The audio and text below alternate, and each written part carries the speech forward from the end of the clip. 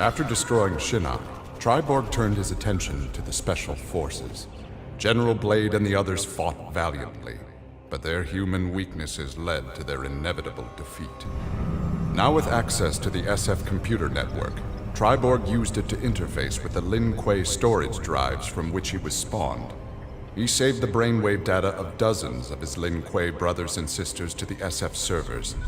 The SF laboratories provided the materials necessary for Triborg to create cybernetic bodies for each one. Soon the downloads were complete. The Cyber Lin Kuei had been reformed. But because Sub-Zero had forever sullied the clan's name, Triborg decided to begin anew.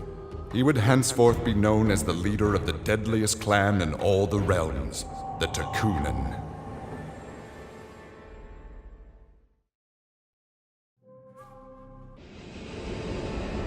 Having learned that Outworld was now protected by the Mortal Kombat tournament, Bo' Rai Cho returned to defend his homeworld. He was no friend of Kotal Khan, but no realm deserved subjugation. Bo' Rai Cho began training Outworld warriors for the fight to come.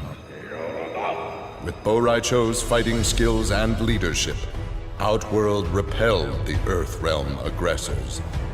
His former friend Raiden had been denied.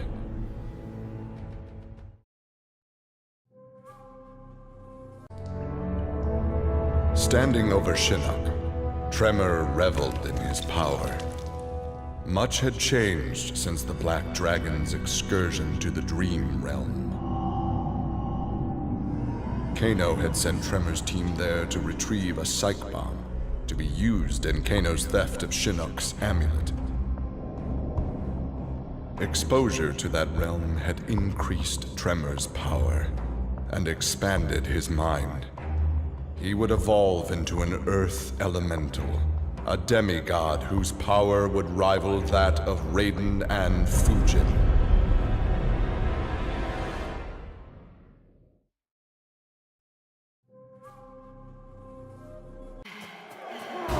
With Melina executed, Tanya's dreams of a free Edenia seemed dead as well.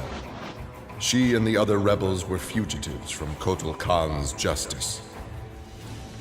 Her fellow Edenian, Rain, had proved a powerful ally and a satisfactory consort, but he had become useless to her. In exchange for leniency, Tanya informed the Khan of Rain's whereabouts.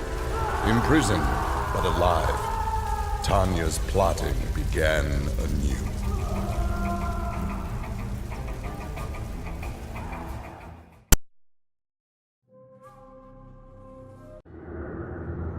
The Shokan had become outcasts for refusing to aid either side in the Outworld civil war.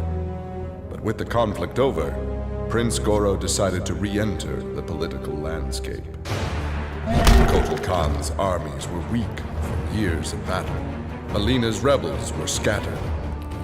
It was an easy matter for the Shokan to seize control. The newly crowned Emperor Goro had his rivals exterminated. No Ashtek, Kaitin, Edenian, or Tarkatan would usurp his throne.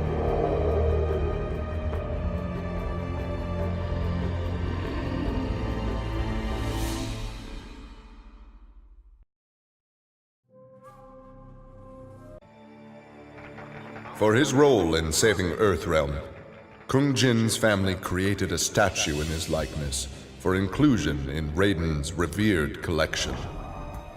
But Kung Jin's thoughts were with one no longer accepted by his family, Kung Lao. Kung Jin set out to locate his cousin and found him in the Nether Realm. Raiden believed Kung Lao's tortured soul was forever trapped without Quan Chi's magic to free him. But Kung Jin knew the Shaolin were stronger than any sorcerer's spell. He vowed to help Kung Lao fight off the evil that had remade him.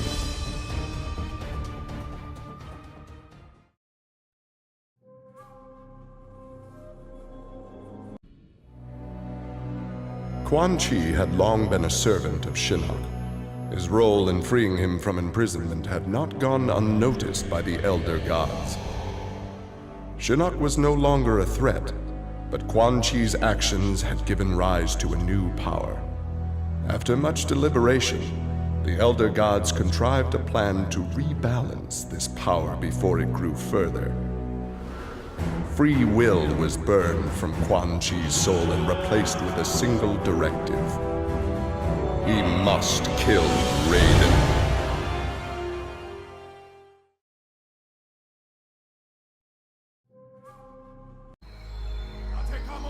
After his incursion into Earthrealm, Kotal Khan had become a prime target of Special Forces surveillance.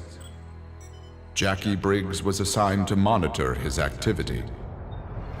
Jackie followed Kotal Khan to an equatorial jungle, where he entered a hidden pyramid. Inside, he retrieved a glowing crystal skull. Jackie attacked the Emperor and raced away with the object. Jackie was praised for her work, but couldn't help thinking her interference was what Kotal Khan had wanted all along.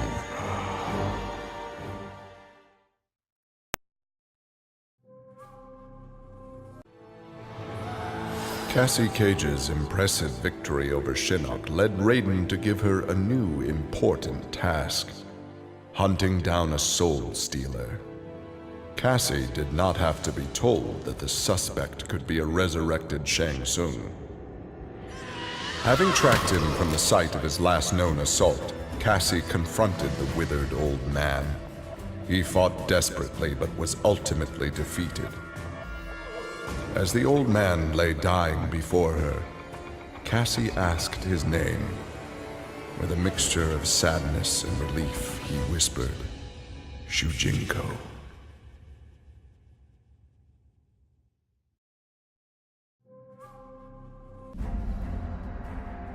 Devora's ultimate plan was not to destroy Shinnok, but to enslave him. She implanted larvae, her young, in his body to gestate. Having consumed the godlike power of their immortal host, Devora's offspring were unlike any Kaitin ever born. As they matured, they spread like locusts throughout the realms. Her army of Kaitin super drones brought glory to Devora, their beloved queen, and destruction to all.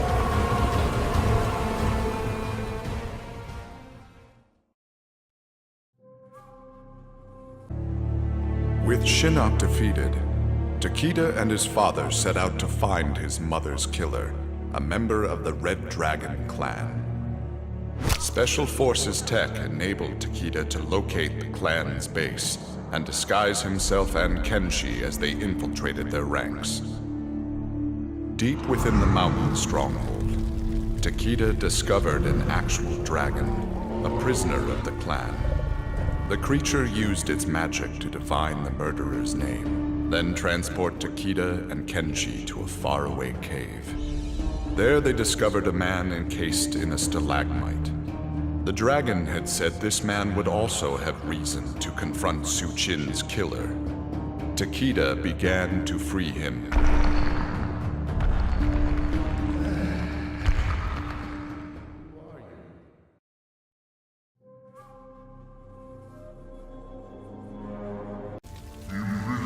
For many years, Farah and Tor were a symbiotic pair, as is natural with their species. But that bond was broken when Farah came of age and began the Great Transformation. Farah Tor returned to the Tarkatan Wastes, where Farah began her metamorphosis. The process took an agonizing 3 outworld years, during which time Tor withered and died. Now a brute, Farah will be chosen by a rider. A new symbiotic pairing will be forged, and new battles will be won.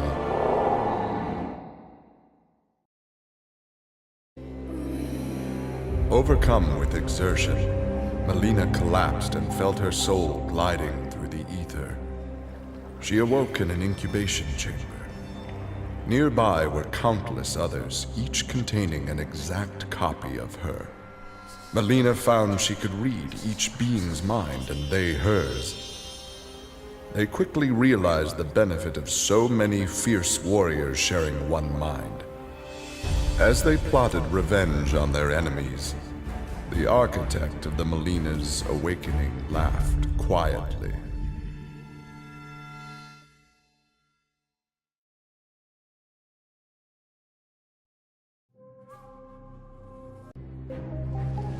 After Shinnok's defeat, Reptile was ordered to Earthrealm by Kotal Khan to assess the damage. Such intel could prove useful in future conflicts. Stumbling upon a collapsed cavern, exposed during the crisis, Reptile was shocked to see raptors emerging from within. Unlike the rest of his race, these raptors had never left Earthrealm for the doomed realm of Zaterra, and thus had remained safe and hidden. Alone no more, Reptile vowed to remain with his rediscovered people and reclaim their Earthrealm homeland.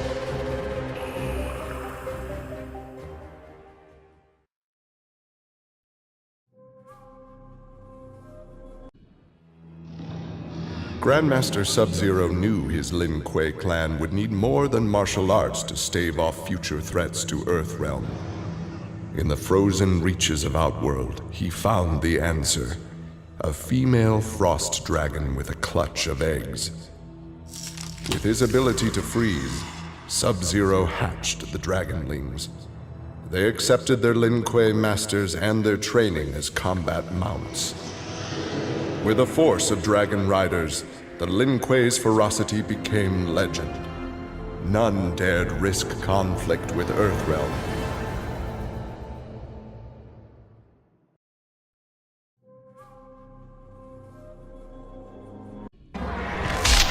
Kotal Khan returned to Outworld determined to rebuild his forces.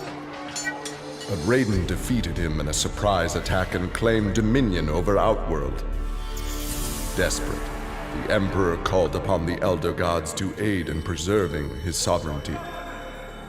They granted his request, invoking the most sacred of contests.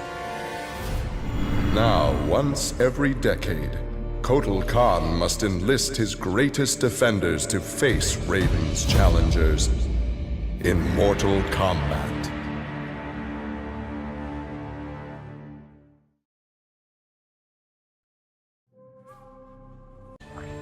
Alone once more, Ermac searched the labyrinthine corridors of Shao Kahn's old fortress, searching for the source of a faint voice calling to him. Suddenly, a wisp of dust brushed his chest, wrenching free one of his many souls. The dust took the form of a man who began to consume soul after soul. As the weakened Ermac stared helplessly, he recognized the mysterious figure. The sorcerer Shang Tsung, returned from death.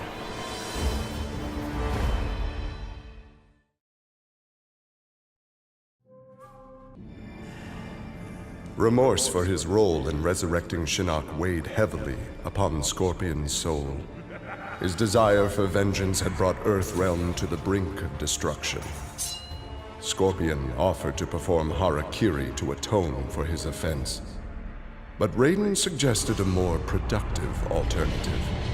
Instead of death, Raiden sentenced Scorpion to life. He imbued Scorpion with a small portion of the Jinsei's power, linking him to Earthrealm's essence. Scorpion and his Shirai Ryu clan would protect the Jinsei and Earthrealm forever.